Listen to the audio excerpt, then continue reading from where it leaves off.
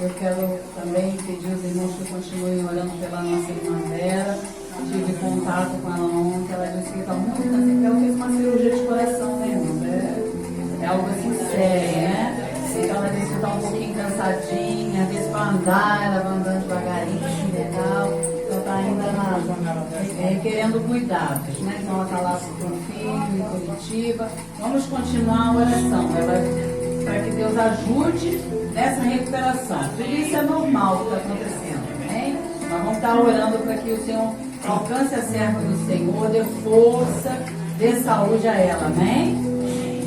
Glória a Deus. Vamos estar orando agora pelo pastor Hélio. Deus querido, nós louvamos pelo teu servo, pastor Hélio.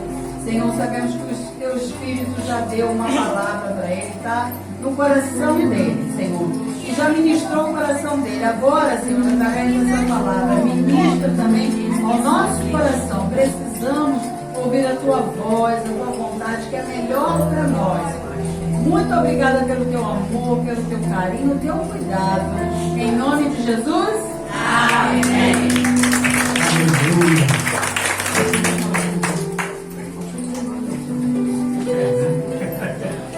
Graça e paz, irmãos.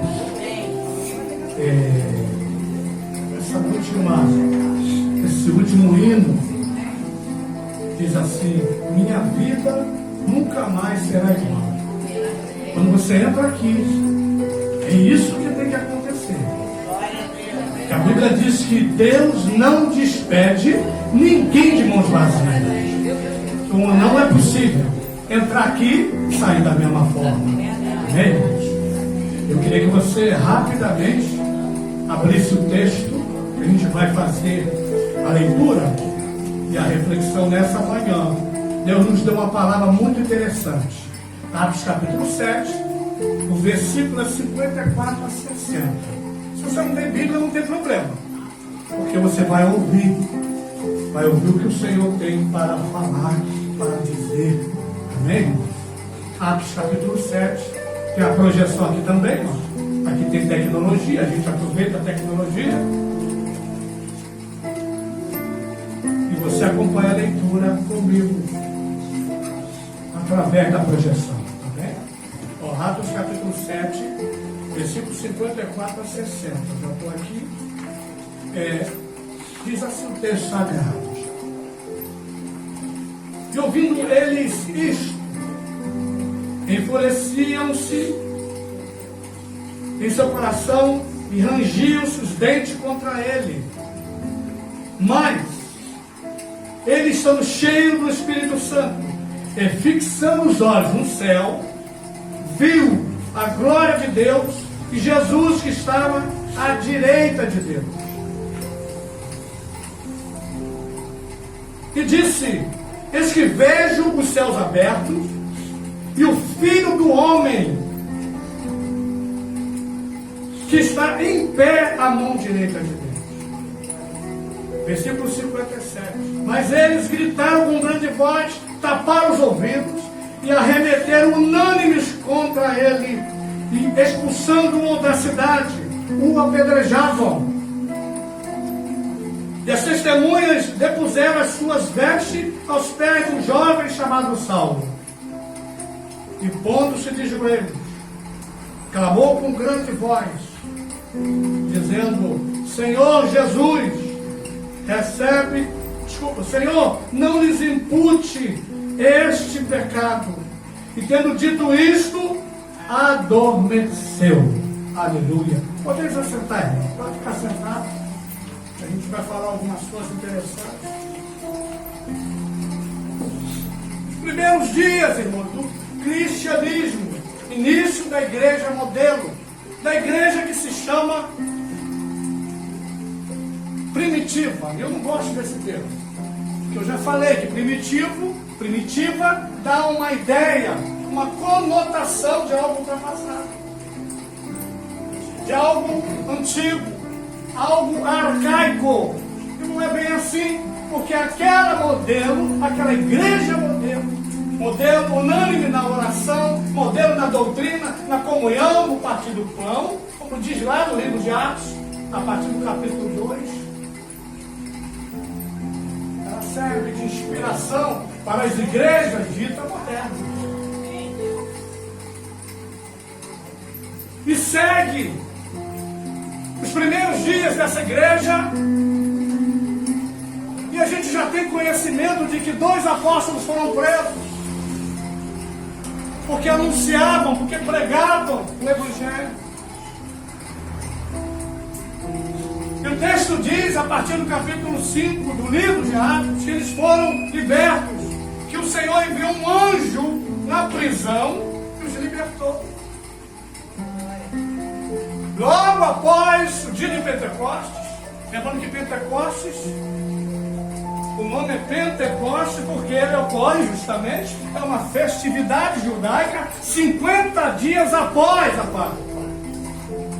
E nesse dia, irmãos, se cumpriu a promessa do profeta Joel, capítulo 2, versículo 28 e 29. Deus mandou lá a descida do Espírito Santo, a pessoa divina do Espírito naquele momento. E o texto diz que após isso, 3.000 almas se convertem com a pregação de Pedro, agregando-se aquelas 120 que estavam lá no início, no cenáculo orando. E após isso, irmãos, inicia-se uma grande perseguição. E o texto diz que essa primeira igreja ela não era perfeita. Ela precisou de se estruturar, se organizar, porque havia necessidade de se resolver o problema que surgiu, um problema de organização, quando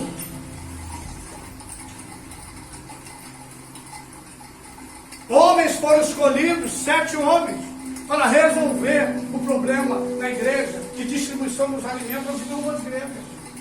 Devido ao crescimento, e a gente já viu aqui na escola bíblica dominical na ABD, fica o convite para quem quiser vir, né? Que a igreja, ela não é só um corpo místico, não é apenas um organismo vivo, ela também é uma organização, ela é uma estrutura jurídica. E aquela igreja começou a ter problema. A igreja começou a crescer e houve a necessidade de instituir o primeiro cargo na igreja chamado diaconato. E ali 7 homens foram escolhidos. E dentre eles um especial chamado Estevão, que começou a se destacar, meu irmão. Estevão foi um dos escolhidos e ele estava determinado por a causa de Cristo. Ele se posicionou e ele começou no seu duro discurso a lembrar Israel de que a ele, aquele povo, foi dado, foram os escolhidos e foi dada a promessa. Aquele povo foi apresentado as coisas sagradas. Aquele povo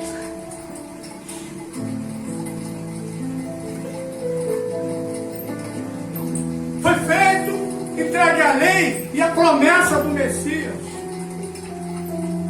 E naquele duro discurso, Estevão acusa as autoridades religiosas. Naquele duro discurso, ele acusa o povo de deslealdade. O fracasso como povo de Deus, por causa da deslealdade. Esse era o preço que Estevão teve que pagar, sendo punido com apedrejamento, por causa da sua lealdade, da sua honestidade, da sua sinceridade, da sua fidelidade, por causa do seu posicionamento. E é esse o preço que nós pagamos quando somos leais. Quando há lealdade, fidelidade, honestidade, sinceridade, posicionamento. Esse é o preço a pagar. Pedras. Estevão estava sendo apedrejado. E aí, irmãos, espera-se que as pedras que foram arremessadas contra Estevão não sejam por outro motivo que a fidelidade dele, a honestidade, o querer fazer as coisas certas, o querer agir de maneira correta, porque é esse o preço a pagar. Esse foi o preço que Estevão pagou, ou seja, apedrejado. E lá em 1 Pedro, pastor Milton, por favor, projeta aqui, capítulo 4, versículo 12 a 16, fala de outros motivos. Que muitas vezes, muito embora esse foi o preço pago por Estevão, contudo, muitos estão pagando o preço. Por isso que está escrito ali em 1 Pedro 4,12, onde ele dá uma orientação. Ele diz: amados, não estranheis o fogo ardente que surge no meio de vós, destinado a provar-vos como se alguma coisa extraordinária estivesse acontecendo para crer. Pelo contrário, alegrai-vos à medida em que sois co-participantes do sofrimento de Cristo, para que também na revelação de sua glória vos alegreis, resultando. Se pelo nome de Cristo sois injuriados, felizes, bem-aventurados sois, porque sobre vós repousa o Espírito da glória de Deus. Aleluia. Pastor. Não sofra, porém, nenhum de vós como assassino, ladrão, malfeitor, ou como quem se intromete em negócio de outro. Então está aí dizendo, embora Estevão estava recebendo pedrada por causa do seu testemunho de vida, da sua fidelidade e lealdade, tem muitos que estão recebendo pedrada por causa da sua deslealdade, da sua infidelidade.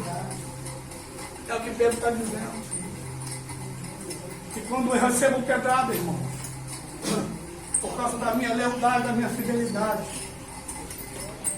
da minha honestidade, da minha sinceridade, diante de Deus, a Bíblia diz que sobre nós repousa o Espírito da glória de Deus. Aleluia. Você não entendeu o que vai acontecer aqui, não? Você não entendeu o que significa dizer isso? O repousar na sua vida com grandes coisas.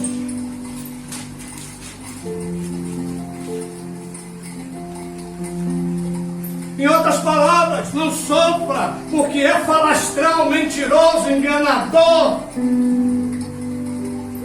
É o que está dizendo. E Pedro usa a expressão vituperados. O que é isso?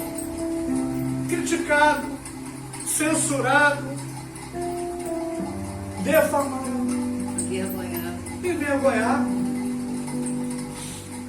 Estevão não estava recebendo pedrada por causa do seu mau testemunho. O apedrejamento de Estevão, naquele momento que Estevão estava sendo apedrejado, irmão, ele poderia dizer: eu estou sendo injustiçado. Ele poderia reclamar com Deus. Ele poderia se enfurecer. Ele poderia desistir, chorar, lamentar. Mas o texto diz, aí começa a mensagem, que ele olhou para o céu, meu irmão. Olha só. Naquele momento que ele estava sendo apedrejado e que cada pedra atingiu o seu corpo. Você não vê a lamentação de Estevão. Você não vê Estevão chorando. O texto diz que Estevão olhou para o céu. Interessante, irmãos, que ele não olhou. Ele não estava nem aí para aquelas pedradas. Ele nem estava aí, meu irmão, para aquelas pedras que atingiu o seu corpo. Estevão olhou para o céu. Estevão tirou o foco dele das pedradas e ele olhou para o céu. E esse que é o nosso foco. Não se preocupa com crítica, não se preocupa com quem te odeia, não se preocupa. Aleluia. Olha para o céu. Tira o foco das pedradas, tira o foco da injustiça, tira o foco dessas coisas. Mas Estevão, naquele momento ali, algo estava acontecendo. Ele olhou para o céu, diz o texto, O texto diz: mas ele, estando cheio do Espírito, fixando os olhos no céu. O texto bota aqui uma expressão que eu gosto, pastora Patrícia: fixando os olhos no céu, foco totalmente lá. Amém. Fixou os olhos no céu, olha o que diz o texto aqui, ó. E o que ele viu, irmãos? Ele viu a glória de Deus. Aleluia. E muitas vezes, irmãos, a gente acha assim que está vivendo um momento de glória, está vendo a glória de Deus quando está tudo bem. Não é? O salário está bom, a conta corrente está com dinheiro, uma aplicação financeira. Não é? Estou com saúde, a família estruturada, as coisas estão dando certo. A gente reduz a glória de Deus. As coisas terrenas e materiais. Família estruturada, como falei, saúde, está tudo bem. E às vezes, eu vejo até irmãos usando uma expressão. Você vai falar com o irmão quando ele está ligado com ele: ô glória, é o irmão. Está lá, ô glória. E aqui, Estevão viu a glória de Deus, irmãos, no momento que ele estava recebendo pedrada. Porque naquele momento ali, Deus fortalecia Estevão. Deus olhava para Estevão. Deus dava capacidade de Estevão, como Ele nos dá, como Ele dá para cada um de nós que estão aqui presentes, a capacidade para suportar, para enfrentar os problemas de maneira sobrenatural. Aleluia! Aleluia! De maneira sobrenatural. E aí as pessoas não vão entender nem que pode. Camarada é criticado, arrebentado e está de pé. É Deus, irmão! Aleluia! Deus que dá essa robustez, essa gordura que a gente precisa. Tira os olhos das pedradas, tira os olhos da dificuldade, tira os olhos dos problemas e olhe para a glória de Deus. Ele viu.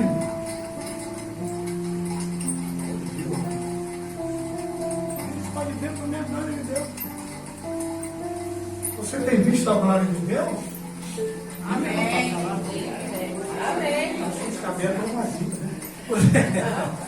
Você viu a glória de Deus? Tem visto? Amém. Glória. Eu ia passar vergonha agora. Que aí, pastor, eu fui mudar o culto todo. Botar uma fila aqui para tratar o negócio aqui. A fé é coisa. Da glória, meu irmão. A glória de Deus. Isso foi visto. Êxodo 16:10. Deus manda o maná. O povo estava no deserto. Mas tem glória. Deus manda o maná, o alimento. Ali no deserto tinha uma nuvem de dia. E aquela nuvem era para quê, irmão? Exatamente, resposta certa, irmã. É o calor do deserto. Aquela nuvem protegia. E à noite, uma coluna de fogo. Aquecia aquele povo. No deserto, o Senhor alimentava aquele povo. E o que Ele vai fazer conosco? Vai.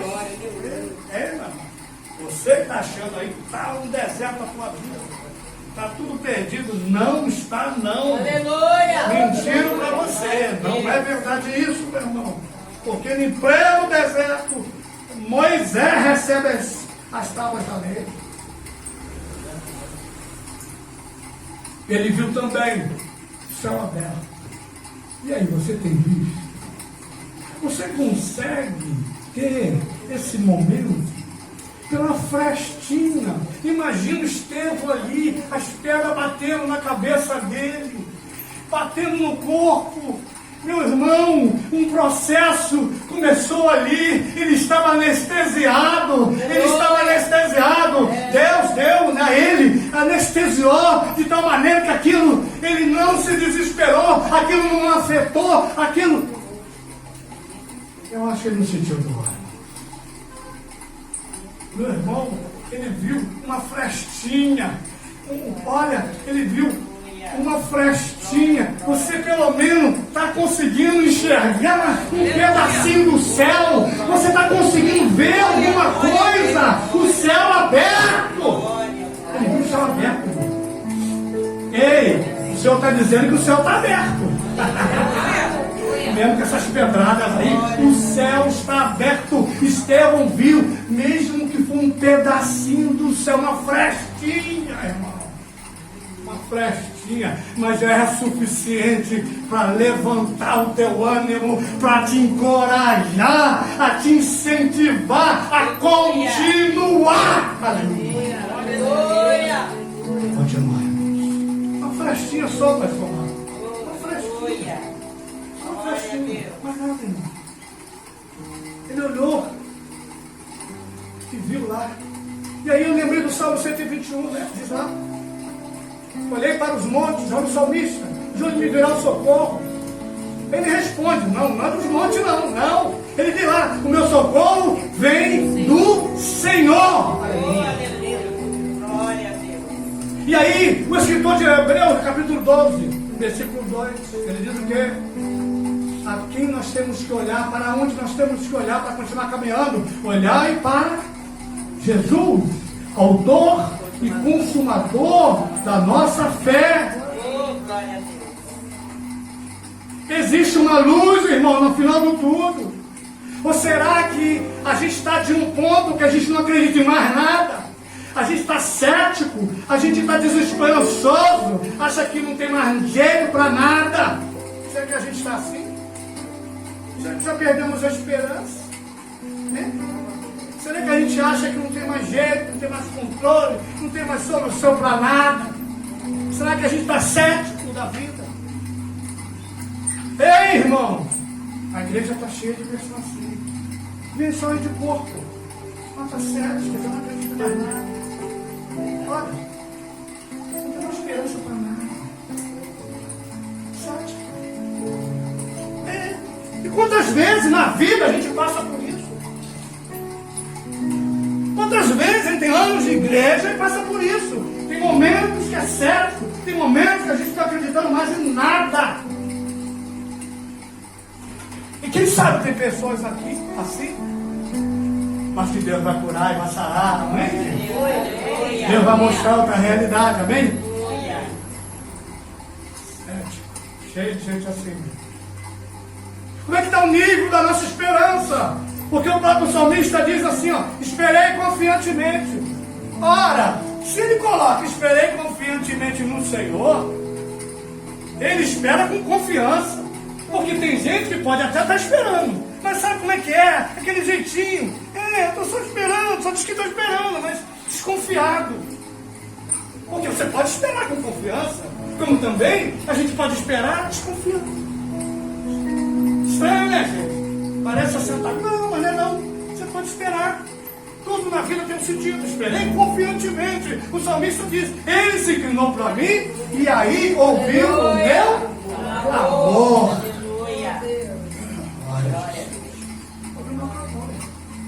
É uma opção nossa. Esperar com confiança, pastor Marcos. Conforme está em Salmo 40, versículo 1. Esperar com confiança. Quando pensar em desistir, lembra, meu irmão, lembra, né? Olha para aquele que Deus já fez na sua vida. Amém. Lá em 1 Samuel 7,12, tem um texto que diz assim, até aqui nos ajudou o Senhor. Olha só, quando você estiver com isso, com essa batalha na cabeça, pensando, desesperando, né? Já não está mais com confiança. Olha por aquilo que Deus já fez. Amém.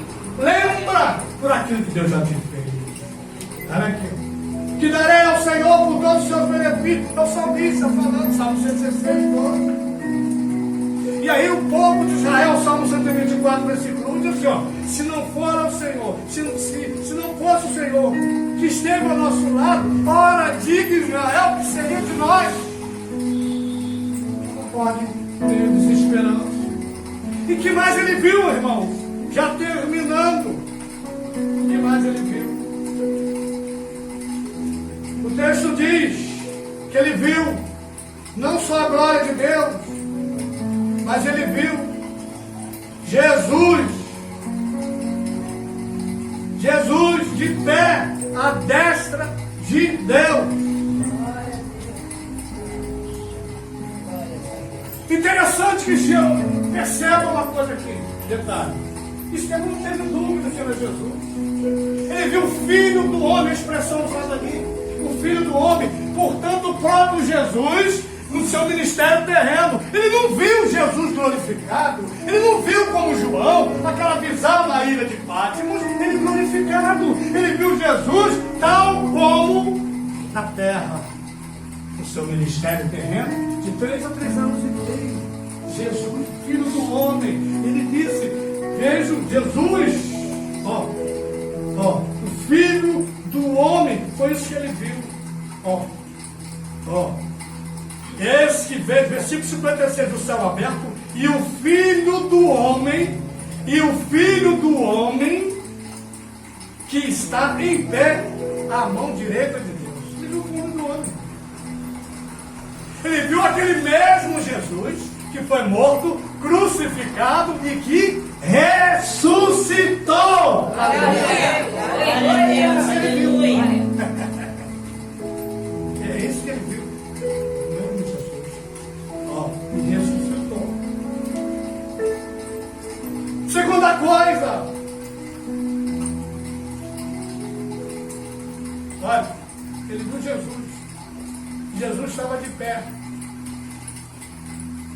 O que significa isso? Vamos tentar pensar. Estava com Jesus de pé, gente. Aí você vai lá numa audiência. Não sei se alguém aqui já foi no tribunal de júri. Quando o juiz pede que todos fiquem de pé, quando ele faz a leitura, né? Ele faz a leitura da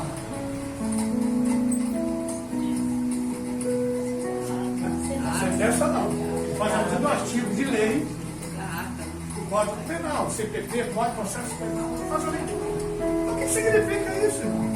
Fica de pé. Primeiro, o que ele está dizendo para Estevão? Não se curva diante das circunstâncias. Não se entregue às adversidades. Permaneça de pé. Permaneça de pé. É de pé. Não se curve, meu irmão. Se coloque de pé. Deus mandou dizer, meu irmão, para alguns aqui: se você cair, Ele vai te colocar de pé.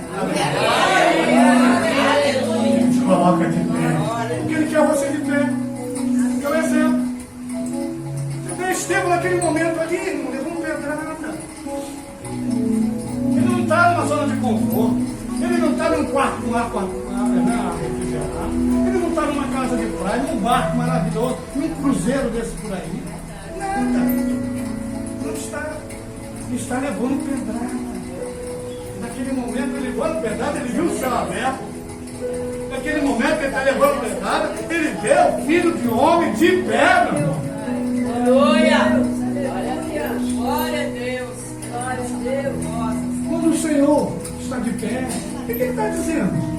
Terceira coisa aqui. É sinal de reverência. Quando o juiz pede todos de pé, é sinal de respeito. É um momento solene no tribunal do júri. É um momento solene. E o Senhor considerou aquele momento solene de reverência, aquele ato de Estevão e também os nossos atos de fidelidade. De pé, Estevão de pé, Jesus de pé. Na verdade, era algo, o Senhor estava dizendo, isso que você está fazendo, esse testemunho que você está dando, Estevão, esse testemunho é algo grande no reino de Deus, é algo grande diante de Deus, é algo nobre diante de Deus. Aleluia! A Deus é nobre.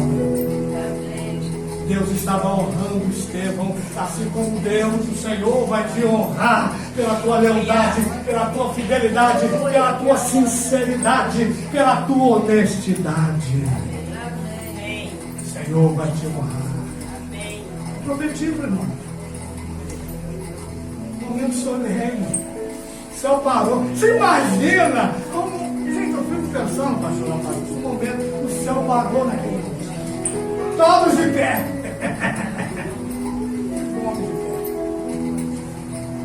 Imagina os anjos. Momento solene. Momento em que estava sendo honrado Estevão. Deus estava honrando Estevão. Você imagina quando Deus honra alguém.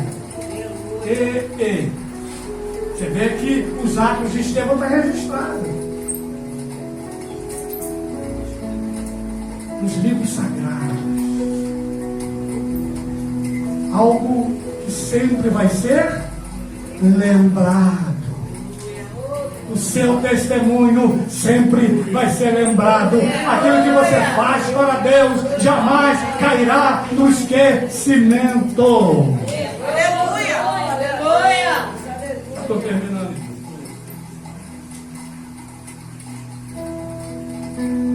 E para coroar aquele momento,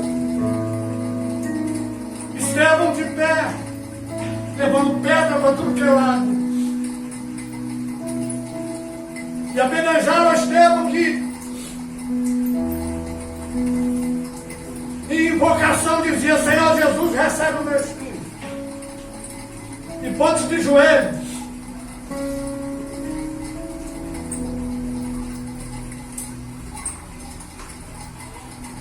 Pondo-se de joelhos.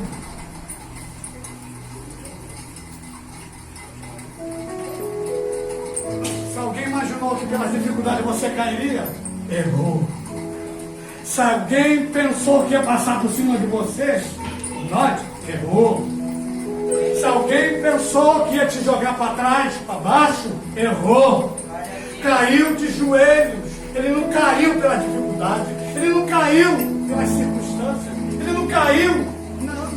Ele caiu de joelhos diante do que ele estava vendo e reverenciando. Ele caiu de joelhos. E aí, meu irmão, quando isso acontece, quando você cai de joelhos, algo acontece no mundo espiritual. E a gente lembra lá em Lucas 5:8, capítulo 5, versículo 1. Pedro de joelhos. Sabe o que aconteceu, irmão? Aquela pesca frustrante. A noite inteira não pegou nada. Nem um camarão, nem uma manjubinha, nem uma sardinha laje. Não sei se vocês sabem o que é sardinha laje, né? Na minha época tinha, sabe? Vocês têm ainda, né? Há uns anos atrás aí, a sardinha que se pegava aí na parte do Niterói, coisa a sardinha laje a peça. E comia aquilo dele, era muito cheio de espinha. Você vê, Pedro, nem isso ele pegou. Mas ele caiu de joelhos. Sabe o que aconteceu com ele? Vai lá além, em Lucas 5:8. Uma pesca maravilhosa. Aleluia! Aleluia! Uma pesca maravilhosa. Porque ele cai de joelhos. Lucas 8:47. Você me narra uma mulher que caiu de joelhos. Sabe o que aconteceu com ela? A mulher, 12 anos, irmãos, uma hemorragia. Procurou os médicos da época, gastou o dinheiro que tinha. Nada. 12 anos. Mas ela caiu de joelhos. Tocou nas vestes de Jesus. E sabe o que aconteceu? Aquela hemorragia estancou. Aleluia. Aquela mulher, ela foi curada. Aleluia! Aleluia! Oh, Deus! Desenganada pelos médicos. Oh, meu Deus! Caiu de joelhos. João, para terminar, Apocalipse capítulo 22, versículo 8. Ele cai de joelhos e ela tem aquele filme, aquela imagem maravilhosa, porque ele viu agora o Cristo, não como Filho do Homem, não como Jesus Nazareno, mas como Rei dos Reis, Senhor dos Senhores. Ele viu o Cristo glorificado. E para terminar, irmão, agora é para terminar. no momento em que ele estava sendo apedrejado, no último suspiro de sua vida, momento já de estar desfalecendo,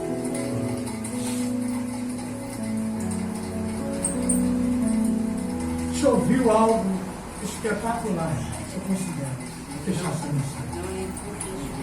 Ele disse algo que só Jesus havia dito. Pai, em tuas mãos entrego o meu espírito. E outra coisa que ele disse: não lhes impute esse pecado. Em outras palavras, porque eles não sabem o que fazem. Se alguém pensou que ali era o fim de Estevão, ele deu um brado de vitória, é a mesma expressão que Jesus declarou no momento em que estava definhando na cruz. Glória a Deus. Aleluia. Em outras palavras, ele está dizendo: eu venci.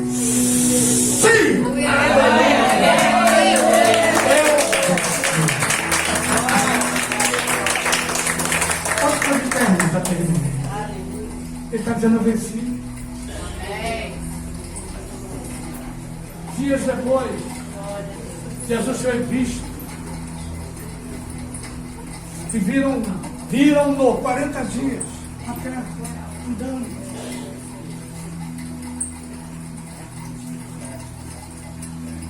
E aí é uma questão de escolha.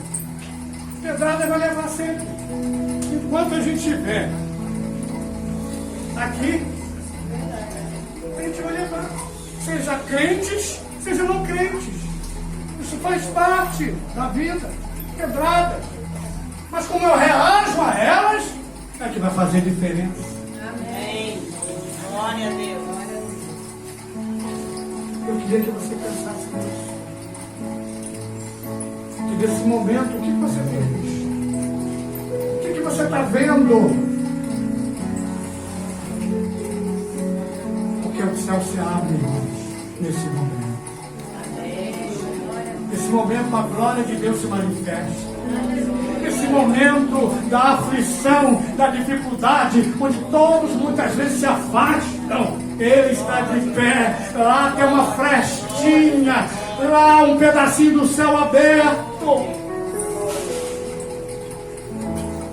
Uma frestinha. O céu não se fechou. Aleluia. Muitas vezes é o nosso coração que se fecha. Não desista. Mas num momento como esse, dá o brado de vitória. Eu venci. Amém.